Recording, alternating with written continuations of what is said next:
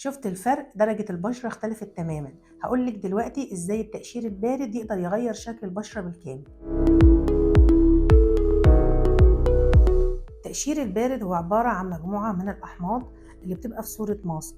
بنستعمله ازاي؟ بيوضع على المكان المراد تفتيحه، سواء كان الوجه أو الجسم أو الأماكن الحساسة، ولكن كل منطقة بيبقى لها وقت معين أو عدد ساعات معين. بعد كده بنقدر نغسل الماسك. بيبدأ بعد كده التقشير. التقشير بياخد حوالي من 4 ل 10 أيام، وبنبدأ نستعمل كريمات ترطيب عشان يحصل زي تجديد لخلايا الجلد. طيب التقشير بستفيد منه بإيه؟ إن هو بيجدد خلايا البشرة، كذلك بيفتح الأماكن الغامقة. بقدر بعد كده لو حطيت أي كريمات تفتيح بيبقى امتصاصها أسهل لأنه بيشيل طبقة الجلد الميت، وبالتالي بحصل على بشرة أكثر إشراقا.